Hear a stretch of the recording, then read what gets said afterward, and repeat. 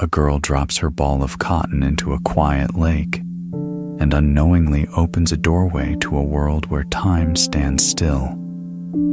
Beneath the gentle waters, a glowing woman rises from the whirlpool, her eyes holding both life and memory.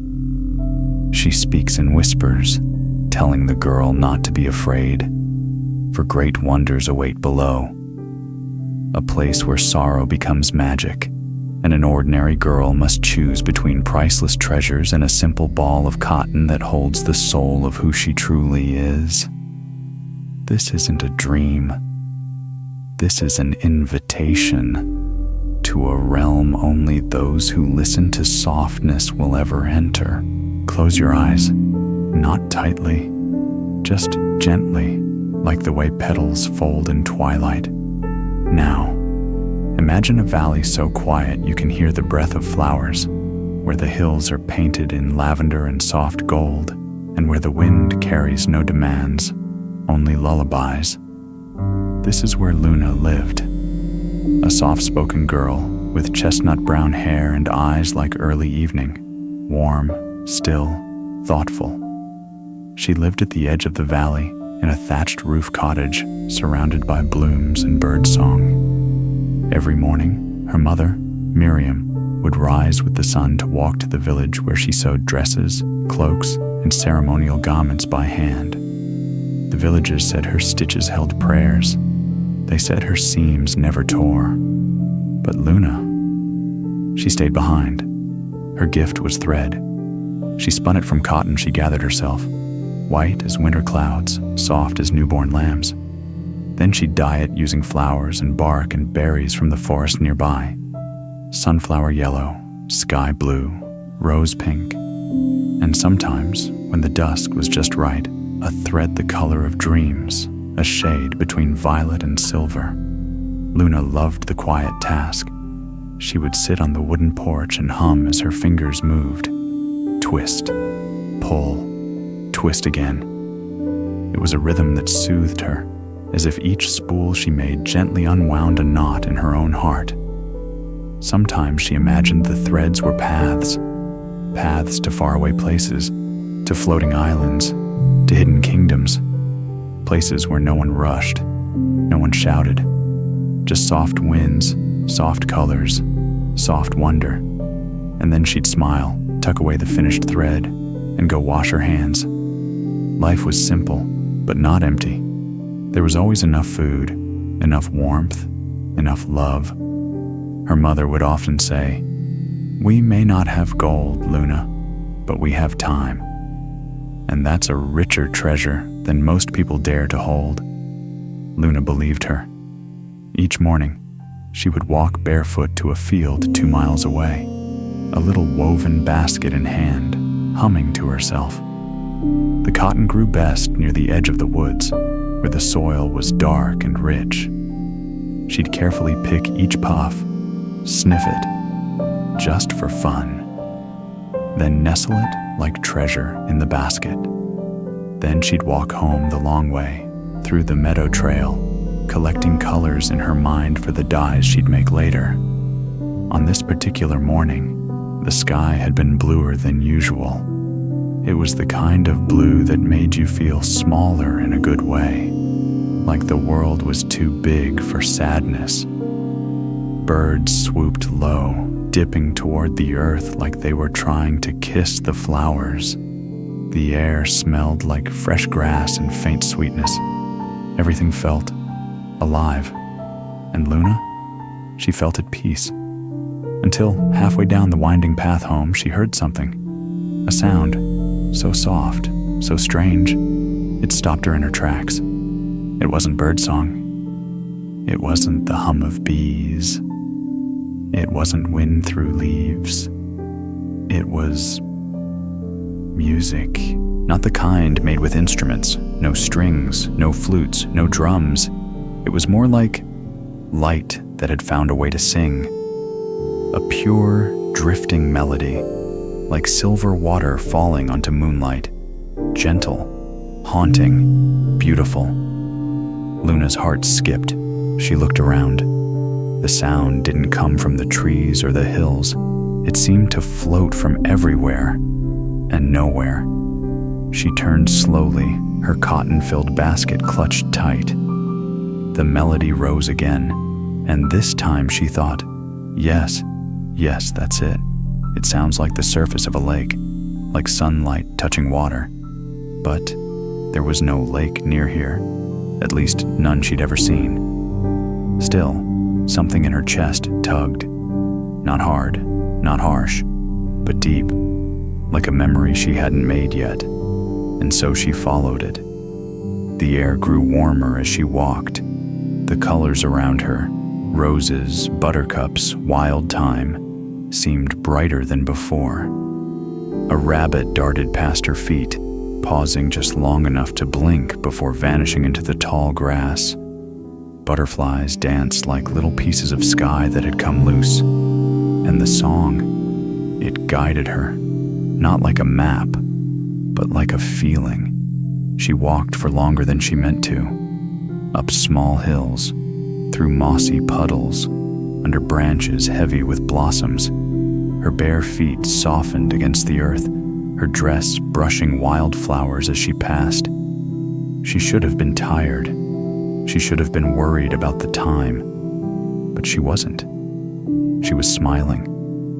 She felt like the threads she spun, the ones that shimmered and twisted and wound their way through quiet hands, were now being woven for her into something greater.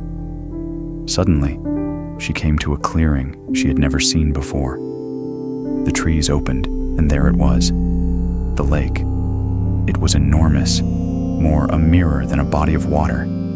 It didn't ripple, it shimmered, a soft sapphire hue, almost glowing in the light of the lowering sun. Luna stood still. She couldn't breathe, not out of fear, but awe.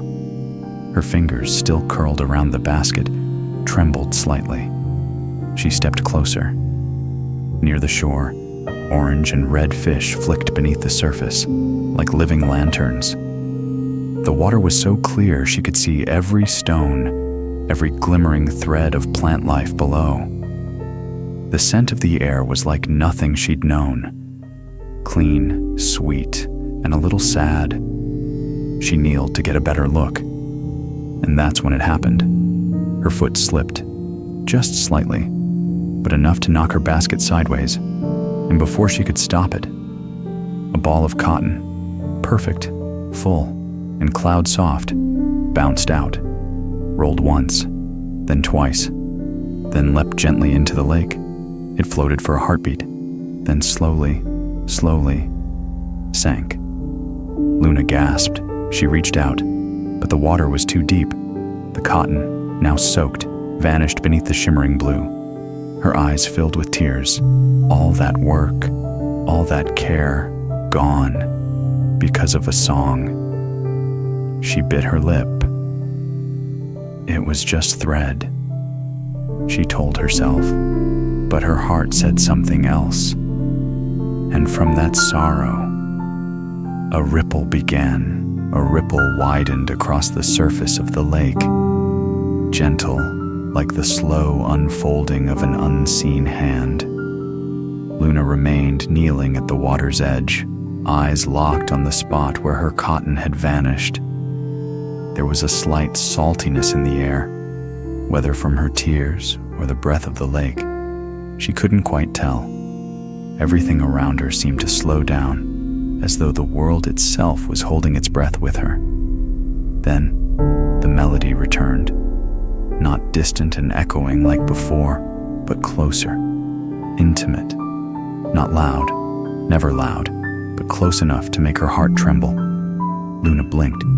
She rose slowly, her gaze never leaving the lake. The song had changed, no longer a wandering call from the beyond. It was now an invitation, a whisper. Take one more step, and you'll see what others have only dreamed. Her heartbeat quickened, not from fear, but from something deeper. Curiosity, a yearning that pulsed from somewhere hidden in her soul, like a chord that had been waiting years to be strummed. She stepped gently along the lake shore, her bare feet brushing against the cool grass. The light of the setting sun painted golden ripples on the water's surface, making it shimmer like a celestial mirror. Beneath the surface, the orange-red fish darted gracefully, undisturbed by her presence. They seemed used to dreamers. A breeze stirred. A white butterfly floated across her shoulder and danced along the trail of music, like a sign, like a gentle push. And then the world shifted, not outwardly, but inwardly. Everything felt deeper, richer, more alive. Colors took on new intensity. Sounds seemed to echo within her, not just around her. The sun wasn't setting. It was glowing like candlelight in a sacred room. Luna sensed she stood at the edge of something not quite real, but more real than anything she'd ever known. She stopped at a small clearing between two tall willow trees whose branches spilled down like shimmering curtains. The leaves dangled over the lake like strands of glistening thread, veiling something secret. Here, the melody was clearest, no longer wandering but centered. Not a song of distance anymore, but of presence. She sat down and placed her empty basket beside her. Inside her, something stirred, a feeling she couldn't name, both peaceful and aching, as though she was about to step into a dream. That wasn't a dream at all. Then came a new sound. Not the melody, but a soft splash, the quiet lapping of water against the shore. Luna leaned forward. A small ripple touched the stone at her feet, lapping softly like it was greeting her. And then, from beneath the surface, tiny lights began to appear. At first, they looked like glowing dust, drifting upward. Then they gathered, swirling into a spiral, slowly rotating. Luna's eyes widened. She couldn't look away. The spiral grew larger, dancing like liquid silk. The water didn't crash or churn. It swayed. It breathed. And at its center, a faint blue light began to pulse. A figure was rising, slowly, gracefully, as if emerging not through resistance, but through welcome. She rose from the depths, like the water itself had become her wings. This woman, if one could call her that, was the most breathtaking being Luna had ever seen. Her hair, long and golden, flowed weightlessly behind her, glowing as if kissed by moonlight. Her skin radiated a soft cerulean light, gentle and dreamlike. Her eyes shimmered with the pale hue of twilight, tranquil and endless. Her dress, white as snowfall, flowed like fabric woven from clouds. It didn't cling to her. It drifted around her like petals floating on the surface of time. She didn't seem bound by gravity, or even by the rules of the world. Luna held her breath. She dared not blink. The woman, no, the spirit, smiled, and that smile softened everything. The grass, the sky, even the ache in Luna's chest seemed to dissolve. Then she spoke. Her voice wasn't loud. It didn't echo. It sang, like crystal chimes on a windless day, like a lullaby remembered from childhood, but never truly learned. Don't be afraid, child of the golden thread. Luna's breath caught. She didn't know why those words stirred her so deeply, but they did. I heard your voice, the spirit continued, not from your lips, but from your hands, in the way you spun your cotton, in the tear that fell. And for that, I invite you. Invite me. Where? Luna whispered. The woman extended a slender hand, delicate as silk. Beneath the lake is a world where time does not move, where your heart can find what your eyes cannot. Luna hesitated. She thought of her mother, her threads, the path back home. But then she looked into the woman's eyes. There was no trickery there, no enchantment meant to deceive, only calm, understanding. and something even more rare, kindness without expectation. Luna didn't know why she trusted her. She just did. Quietly, she placed one foot in the water. It was warm, unbelievably warm, like stepping into a memory. Then, with a breath, she closed her eyes and stepped in fully. The water welcomed her. It didn't push or pull. It simply received, like arms that had waited a very long time to hold her. Luna stood still, eyes closed, letting the warmth of the lake seep into her. It felt like light and velvet, like something between breath and silence. Her skin tingled, not with cold, but with recognition, like the lake somehow already knew her name. She exhaled slowly. For a brief moment, nothing moved. Then came the softest stir beneath her feet, like the lake was exhaling back. She opened her eyes. The woman was still there, standing a few paces away, not walking, not swimming, just hovering, suspended slightly above the water's surface as though she and the lake were one. Her outstretched hand glowed faintly, waiting, patient. Luna stepped forward, and the moment she did, something inside her shifted, not dramatically, just gently, as though a string that had been pulled too tightly for too long had finally loosened. She reached out. Their hands touched, and suddenly, she wasn't standing anymore. She was floating. The surface of the lake melted away beneath her, becoming transparent, then invisible. The world above faded like a closing curtain, replaced by a deep, endless blue filled with light that didn't come from the sun. They were sinking, but it didn't feel like falling. It felt like gliding down a river of silk. Still holding hands, the woman led her deeper. The water was crystal clear, yet it glowed from within. Gentle currents coiled around them like ribbons, guiding their path downward without a single stroke. Luna's hair swayed around her face, and her dress, now weightless, drifted like flower petals. For a long while, neither of them spoke. They didn't need to. Everything around them was speaking already.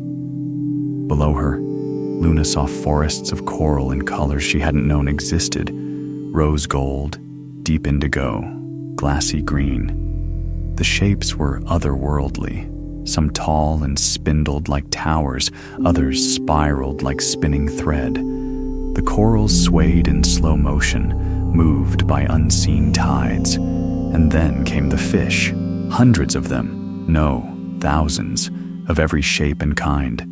Some were tiny and round, darting like sparks. Others were long and smooth, gliding like ribbon. A few had fins that shimmered like glass and tails like painted veils. Their scales reflected light in soft pulses, as if each fish carried a tiny moon inside it. Luna gasped, but no bubbles left her mouth. She could still breathe. She wasn't sure how, but she didn't question it. Not now, not here. She and the woman passed through an arch of golden kelp, its tendrils bowing as they approached. Below them, the lake bed sloped gently downward, then disappeared into a soft mist of blue. Luna whispered, "Where are we going?" The woman turned to her, and her voice was like wind through wind chimes. "To where sorrow sleeps and wonder wakes." They continued. Luna's mind was swimming with questions. So many she couldn't hold them all. But none of them seemed urgent. Instead, what stayed with her most was a feeling of reverence, like she was walking through the pages of a story she didn't know she already belonged to. And then, through the haze of drifting light, a structure began to take shape. A palace, but not like any Luna had seen in books or stories. This one looked grown, not built. Its towers were made of white stone veined with silver, shaped like seashells and spires of coral. The walls shimmered faintly, as if remembering sunlight. It didn't rise from the floor of the lake. It emerged from it, as though the palace had always been there, just waiting to be noticed. In front of the palace, a vast garden spread out, unfurling in waves of bioluminescent flowers and vines that glowed softly with every color she had ever dyed thread with, and some she never could have imagined. Luna slowed. She had never seen such beauty. She didn't even know beauty could feel so quiet. The woman squeezed her hand. "This is where we live." "We?" Luna asked, but the woman only smiled. They passed through a gate of carved crystal and entered a great hall filled with waterlight. The walls were not solid. They pulsed gently, breathing with the currents. In every corner, sea plants grew not in pots, but directly from the walls, swaying gently like curtains in an unseen breeze. In the center of the hall was a staircase of polished stone that led to a throne carved from luminous shell. Upon the throne sat another woman, older perhaps, but not in years, in presence. She wore robes of deep violet edged in gold, and her white hair was braided like a crown. Her eyes were the color of dawn, soft yet all-seeing. Around her stood beings of every kind. Some looked almost human. Others were like the fish outside, only larger, wiser. There were seahorses, translucent rays, and gentle creatures Luna couldn't even name. All of them had paused when she entered. All of them were looking at her, and they were smiling. The woman on the throne stood and opened her arms. "Welcome, Luna," she said, her voice like the hush before the stars appear. "We felt your sadness touch our waters, and we wanted to show you that not all that's lost is gone." Luna's lip trembled. "I lost my cotton," she whispered. "Yes," the queen said kindly, "but you also found a path." She looked at the golden-haired woman beside Luna. "And you brought her well." Then she turned back to Luna. "We have something for you." She gestured toward a door behind her throne, curved like a seashell and glowing with soft light. "Inside is a room of many treasures," the queen said. "You may choose one thing, only one, but it shall be yours to keep." Luna's heart thudded. A gift? Why? But she nodded, and slowly she followed the golden-haired woman through the door. The door to the treasure room opened without a sound. No hinges creaked, no air shifted. It was as if the space behind it had been waiting, silently, for Luna. She stepped through. The golden-haired woman remained beside her, walking softly without disturbing the water that surrounded them. Everything inside the room shimmered with a dreamlike clarity. The walls glowed with gentle hues, pearl, rose, and sky blue. Light seemed to pulse from within the very stones. Luna's breath caught in her throat. Before her stretched a vast chamber filled with wonders beyond anything she had ever imagined. From floor to ceiling, the room sparkled. Crystals as long as her arm grew from the ground like trees made of light. Shelves carved into the walls held ancient artifacts, bowls, scrolls, talismans, things that looked both priceless and lovingly worn. And then there were the silks. They floated, not stacked, not folded, not pressed. They floated like jellyfish, suspended in the water, glowing in hues of violet, emerald, and gold. Luna reached out slowly and brushed her fingers against one. It whispered across her skin, soft and cool, like touching a memory. She closed her eyes. "I dreamed of fabric like this," she thought. As a child, I used to imagine what silk would feel like. This is softer than dreams. She drifted further into the room. In one corner stood chests, open, overflowing with gold coins, silver medallions, and gems as big as her palms. Rubies pulsed like heartbeats. Sapphires glowed like starlight. Diamonds caught the dim light and shattered it into rainbows. And yet, none of it called to her. Luna felt grateful, in awe, even a little overwhelmed, but nothing here stirred her soul.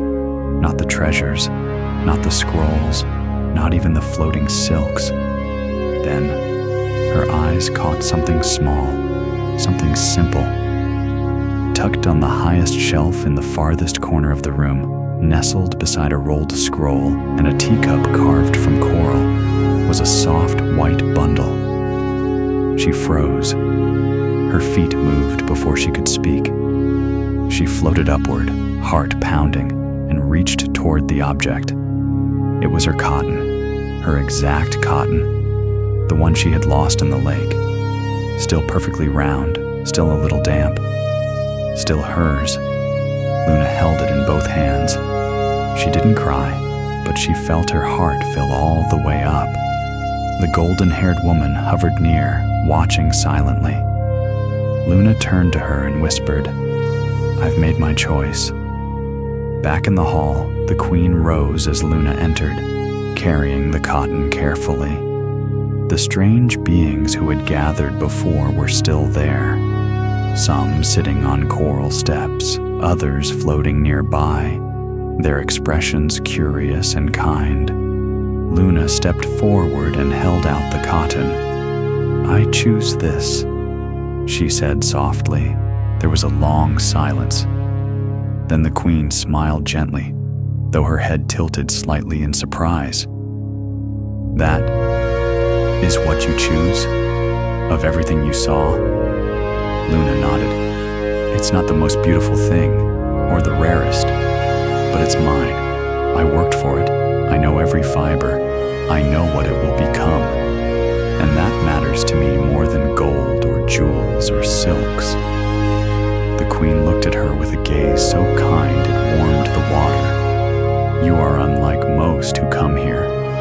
"I didn't mean to come here," Luna said honestly. "I was just following the song." "Sometimes," the queen replied, "the soul follows what the mind cannot understand." Around them, the water shimmered softly. Several of the sea creatures swirled near Luna, curious and delighted. Even the corals in the walls seemed to pulse with color. The queen gestured, and the golden-haired woman came to Luna's side. "She is yours to guide," the queen said. "And more than that, she has chosen herself." Luna didn't understand the meaning of that, not fully, but it felt like something important had been named inside her, like someone had reached into her chest, touched her spirit, and said, "Yes, I see you." Then the queen stepped down from her throne. She raised her hand, and from the water itself, something began to gather. Tiny spheres of glowing light drifted through the chamber like fireflies made of stars. They circled Luna, slowly, reverently. One brushed against her cheek. It was warm, and as it touched her, she felt her body begin to relax more deeply than ever before.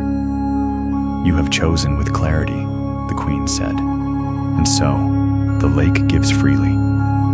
In that moment, Luna felt herself enveloped, not trapped, not drowned, held. The water wrapped around her like a lullaby. She felt her limbs grow weightless. Her thoughts slowed into a gentle hum. The cotton in her hands glowed faintly, then faded into her palms. She closed her eyes. She didn't feel afraid. She felt safe. And as the lights swirled faster, a deep current began to rise. Not from the lake bed, but from within her. A current of memory, of color, of silence, of warmth, of stories yet to be spun. She felt herself begin to drift upward. The world below began to blur. The palace, the queen, the coral gardens, all softened like a watercolor left in rain. The golden-haired woman gave her a final smile and whispered, "You will return with more than you know."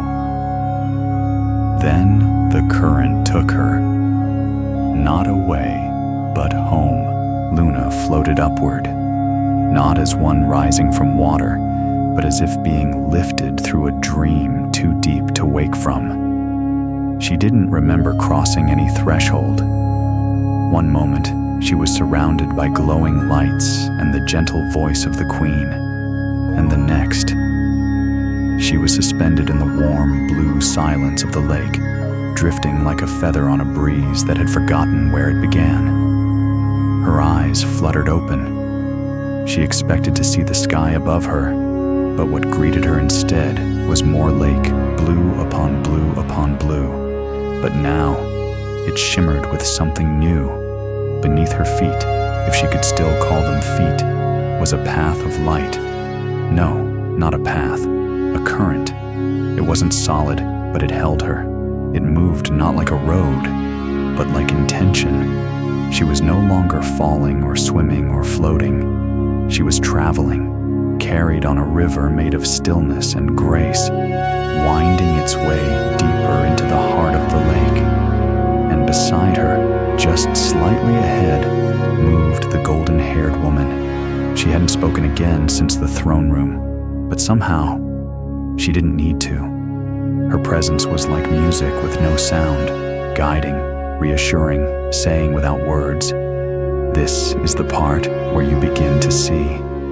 The current curved gently, and Luna gasped.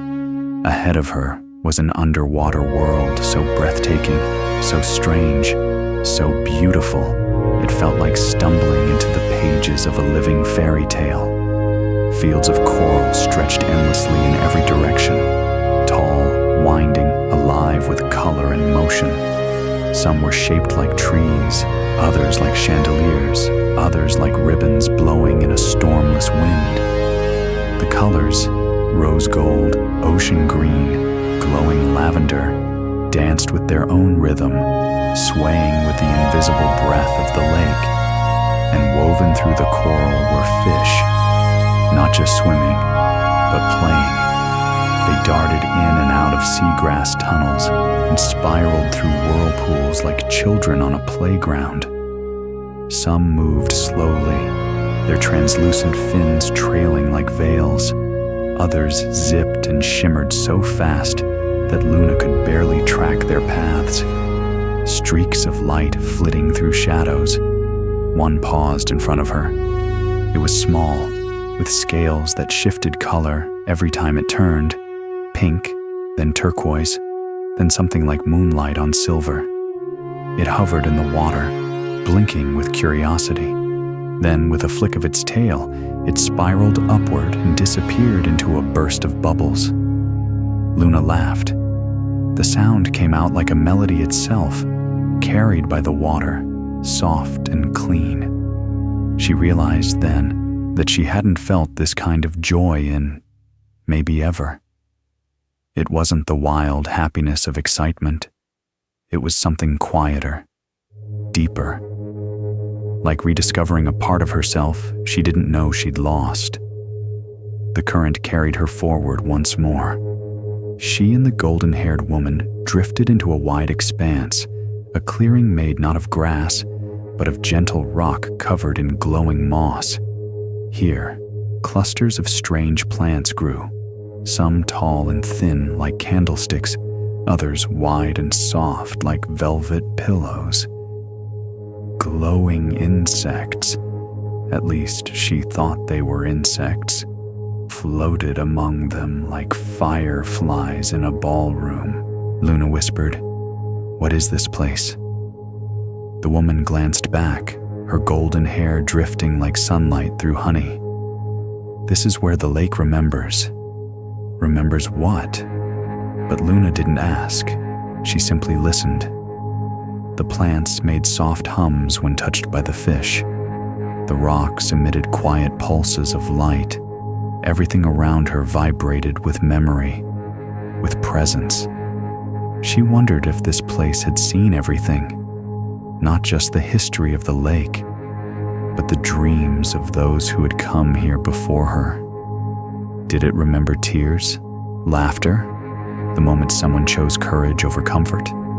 She hoped so. They continued on. Now the terrain changed again. The coral gave way to massive stone arches, ancient and worn smooth by water. Some were toppled, others stood tall, covered in carvings that shimmered as Luna passed. She recognized no letters, no language, but somehow she understood. They weren't messages, they were blessings. Each carving held an intention, like a wish carved into time. Protection, healing, clarity, stillness, things the soul asks for when it forgets how to pray. She brushed her fingers across one. It pulsed faintly beneath her touch, warm, alive. Luna turned to the woman. "Is this real?" The woman nodded. "Real enough to remember, real enough to change you." And Luna realized she was changing, not in her body, but in her breath. Her thoughts no longer scattered like birds. Her heartbeat no longer quickened at every surprise. There was space now, between thoughts, between fears, between who she had been and who she was becoming. She felt like thread that had been knotted and was finally unwinding. The woman slowed, her hand rising gently. Ahead of them, nestled between the roots of a giant coral tree, was a cave, but not dark. Inside was a glow, not golden, not white, blue, soft and deep, like the very color of peace. "This," the woman said, "is where we rest before the arrival." Luna tilted her head. "Arrival?" But the woman only smiled, motioning for her to follow. Inside the cave, the light was everywhere, but not blinding. It wrapped around her, through her, humming gently. The walls shimmered with slow-moving water. The floor was soft, covered in what felt like underwater moss, warm and pliant, like lying on a cloud. Luna lay back. For the first time in what felt like forever, she let go. Her body melted into the softness. Her thoughts drifted like feathers. She closed her eyes, and every part of her sighed in gratitude. The woman sat beside her. Neither of them spoke. They didn't need to. In the silence, Luna could hear everything: the fish, the coral, the soft pulse of the lake's ancient heart. And within it all, a lullaby rose, not sung aloud, but felt. It sang of patience, of choices, of simple things with great meaning, like thread, like tears, like wonder. Luna smiled, eyes still closed, and the current moved once more. The current slowed as it reached a place that felt sacred. Luna rose from her place of rest, not with urgency, but with reverence. She felt lighter than before, as if every step forward peeled away another layer of weight she hadn't realized she was carrying. The golden-haired woman floated beside her once more, saying nothing, but radiating a quiet pride. They passed through the mouth of the cave into a corridor of woven coral and crystal columns. The walls shimmered like mother of pearl, curving gently as though grown rather than built. Luna sensed she was approaching something important. Ahead, twin archways spiraled like seashells. Through them poured a steady flow of bioluminescent light, soft as candle glow, but deep as the sea itself. The woman nodded, gently urging Luna forward. She crossed the threshold. The space before her opened into a vast hall, grand, but not imposing. It was round, domed, and breathing with slow, glowing pulses of underwater light. Giant kelp columns reached from floor to ceiling, swaying like guardians in meditation. At the far end, elevated by steps carved into glowing stone, stood a throne sculpted from shell and silver coral, and on the throne sat the queen. Luna stopped. The queen was still, regal, radiant. Her robes were shades of twilight, deep indigo with threads of gold that shimmered like starlight. Her hair, long and pure white, was coiled into a crown of braids atop her head, but it was her eyes that held Luna in place. Eyes that seemed to contain the memory of every ripple ever made in the lake. They were not just wise, they were kind. Flanking the queen were beings of every shape and kind, some human-like, with features soft and luminous. Others resembled creatures Luna had seen only in dreams, part animal, part spirit, part mystery. A giant seahorse with a jeweled mane hovered nearby. A translucent manta ray with eyes full of sorrow drifted past, its fins like flowing robes. Even the smallest fish swam in patterns as if they too were part of the court. Yet none of it felt overwhelming. Luna did not feel judged. She felt welcomed. The queen rose. "Luna," she said, her voice a warm tide washing over the room. "You have come far, not just through the lake, but through yourself." Luna bowed instinctively, though she had never bowed to anyone in her life. "I didn't know where I was going," she admitted softly. "That is how the truest journeys begin," the queen replied. The golden-haired woman floated beside Luna and bowed to her queen. The two exchanged a look, no words, just understanding. "You felt my sorrow," Luna said after a pause. "How?" The queen's expression softened. "The lake listens, it always has. It hears what even you cannot say aloud. When your tear touched the water, it opened a doorway." "A doorway to what?" "To the part of you that still believes in wonder." Luna's throat tightened. She hadn't known how lost she'd felt, until now. The queen descended from her throne and came to stand before her. The water seemed to shimmer more brightly around her, as though the lake itself bowed with her presence.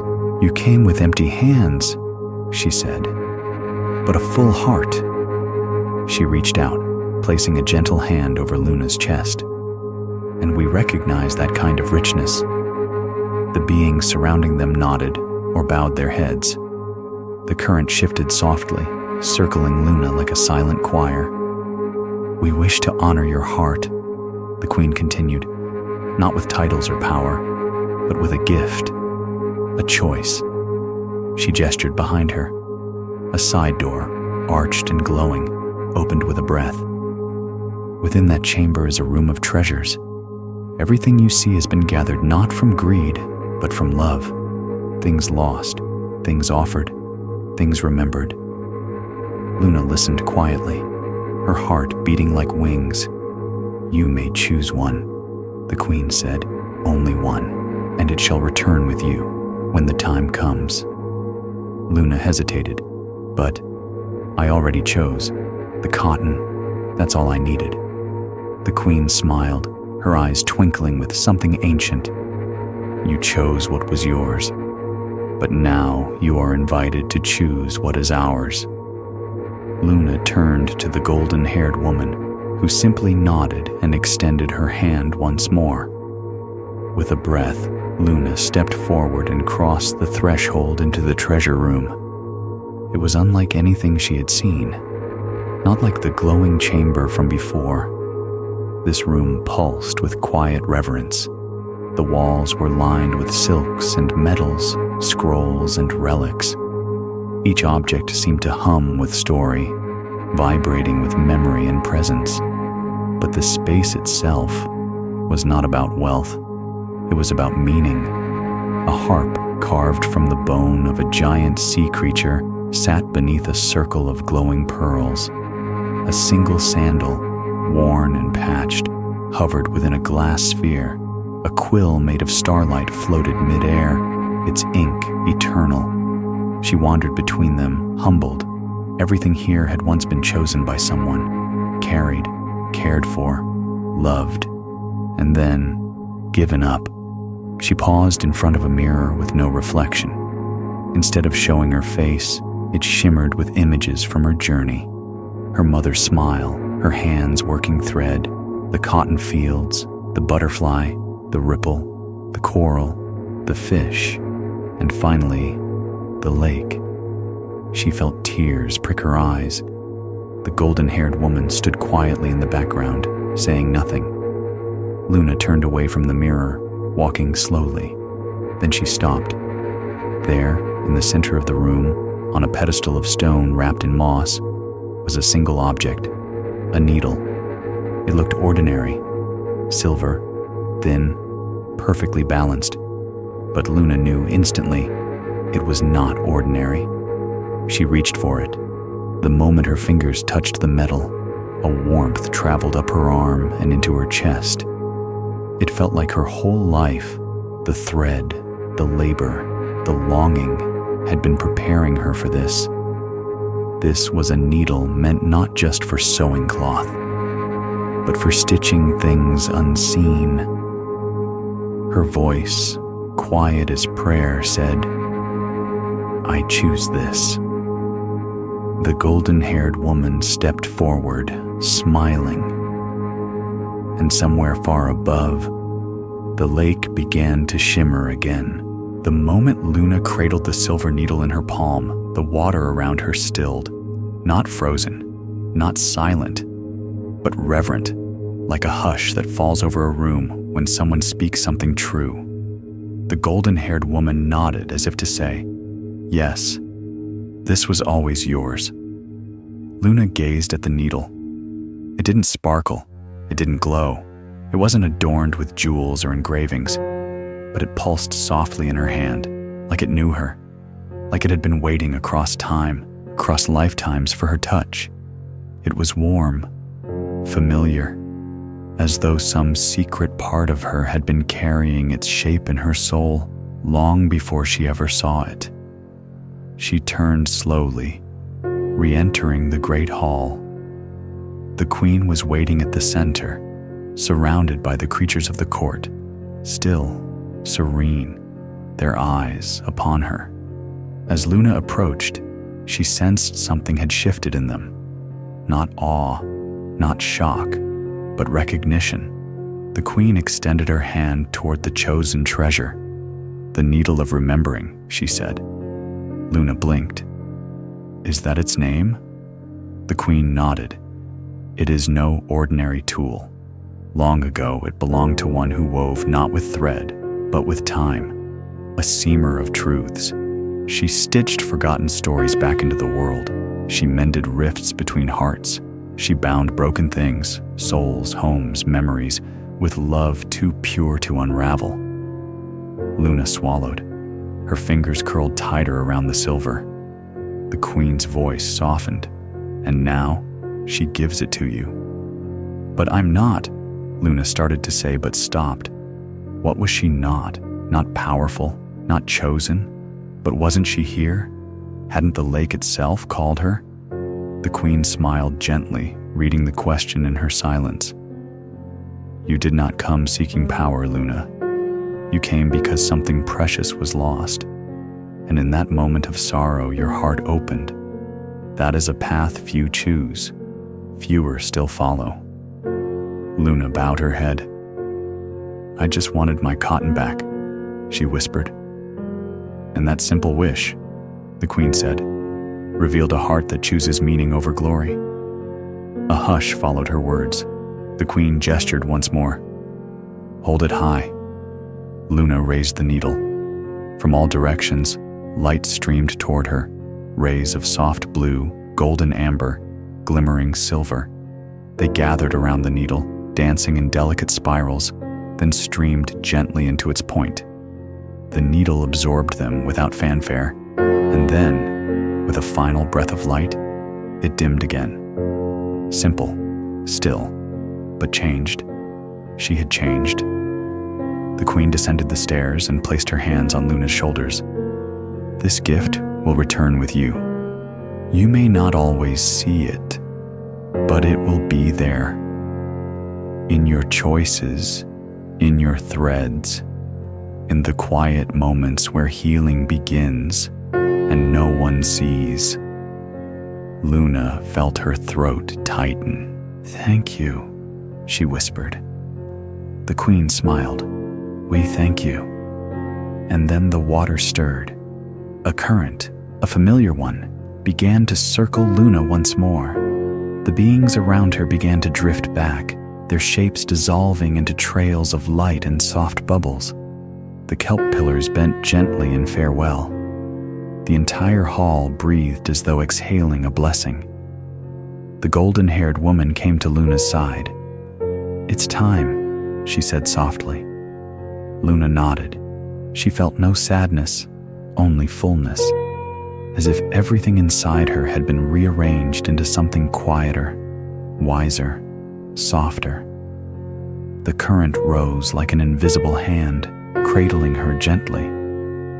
She gave one last look toward the throne, toward the queen, toward the palace that shimmered like a memory already fading. And then she closed her eyes. She drifted upward, slowly. The lake around her grew lighter in shade, shifting from deep sapphire to soft turquoise. She passed once more through coral arches and forests of glowing moss. The fish no longer darted past her. They watched gently, as if offering her safe passage. The needle remained clasped in her hand. She floated past the willow-like branches near the surface, through the still water kissed with golden sunlight. And then, air. Her head broke the surface like a dream surfacing from slumber. She blinked. The lake lay quiet beneath the morning sky. Mist clung gently to the surface, and the early sun painted the horizon in hues of peach and gold. The same spot, the same water. But nothing felt the same. She wasn't wet, not truly. Her dress clung only slightly to her skin, the way fog might. In her hand, the needle was gone, but she didn't panic. She simply knew, it's with me, even if I cannot see it now. She stood slowly, stepping back onto the grassy shore, and there, beside her empty basket, was her ball of cotton, white, software unchanged. She bent down, picked it up carefully, and held it to her chest. Tears welled up, not of sadness, but of awe. She turned to look out at the lake one last time. It shimmered under the morning sun, still silent, unknowable. Just as it should be. Luna walked home without hurry. The trail seemed shorter now.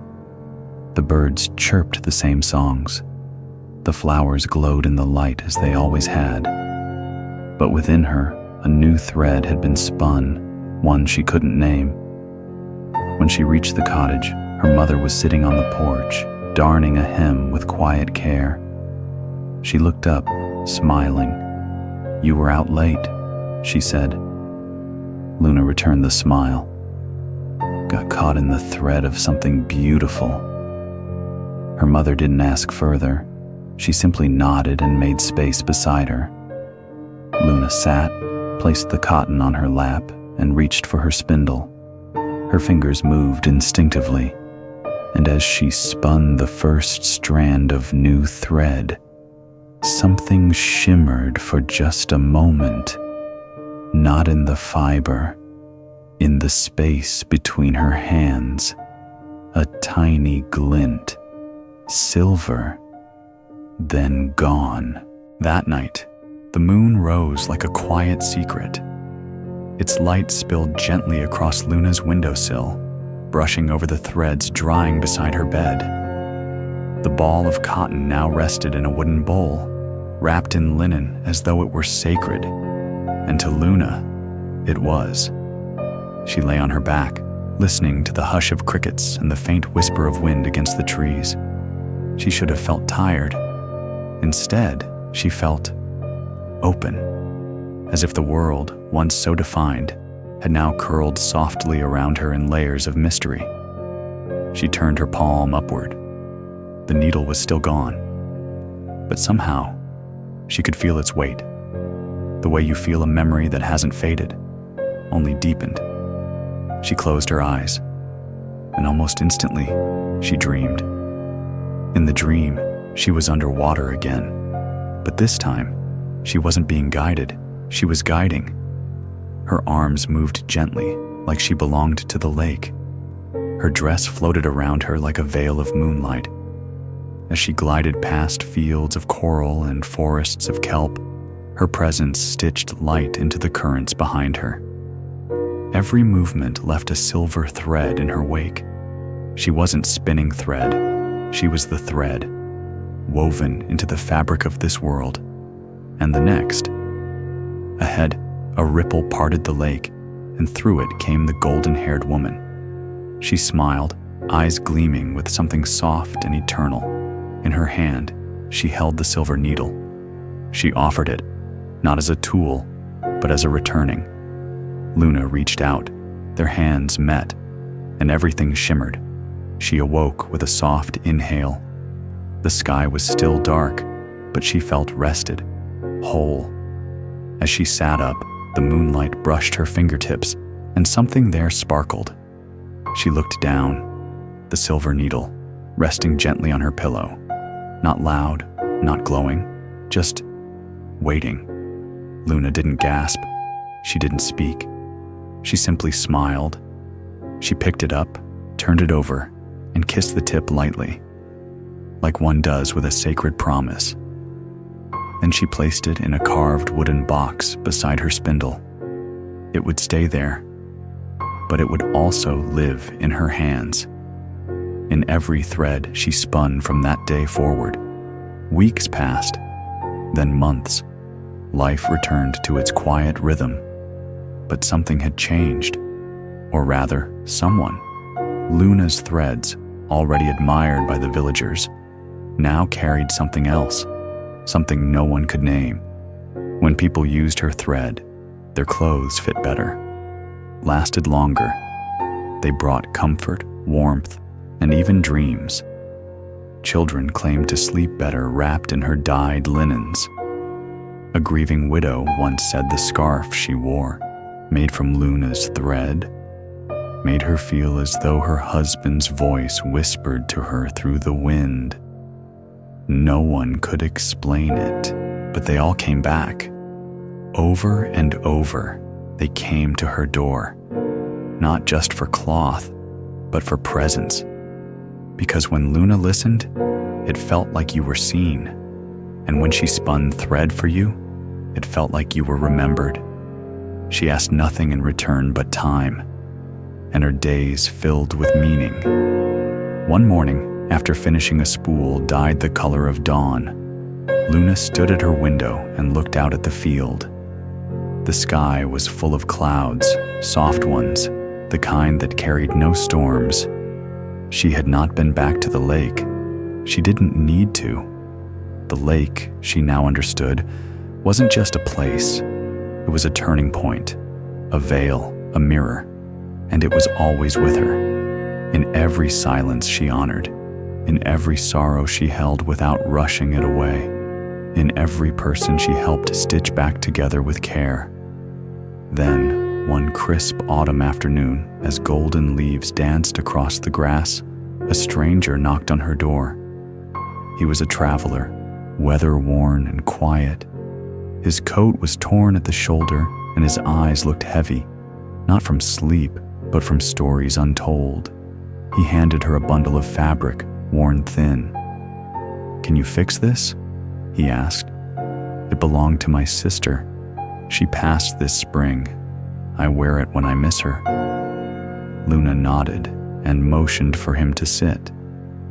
She took the fabric gently, turned it over in her hands, and ran her fingers along the frayed edge.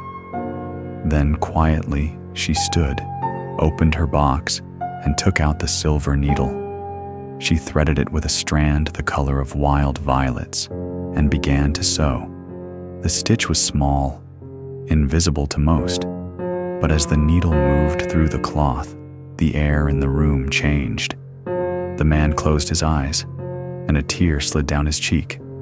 Not from pain, not from longing, but from peace. When she finished, Luna handed it back. He touched the seam, nodded once, and whispered, "Thank you. Not just for the stitch, but for what had been mended beyond it." That night, Luna sat at her porch, the silver needle resting in her lap. She looked up at the stars and remembered the palace beneath the waves, the queen who saw through her, the golden-haired guide, the coral gardens, the silence that hummed with truth, and the voice that had first called her, soft as wind on still water. She closed her eyes and whispered into the night, "Thank you for letting me remember who I am." The breeze answered with the gentlest ripple of air.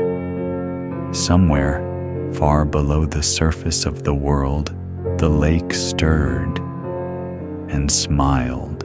And so, the journey that began with a ball of cotton ends with a heart stitched in light. Luna didn't return with grand magic, but with a quiet stillness of someone who once touched the sacred. Since that day, every thread she spun held something unseen: the shimmer of the lake, the hand of the woman beneath the water, and a silent promise that the most beautiful things arrive when we learn to listen to gentleness. Thank you for walking through this dream with me. If your heart feels softer now, leave a message, or simply a deep breath before sleep.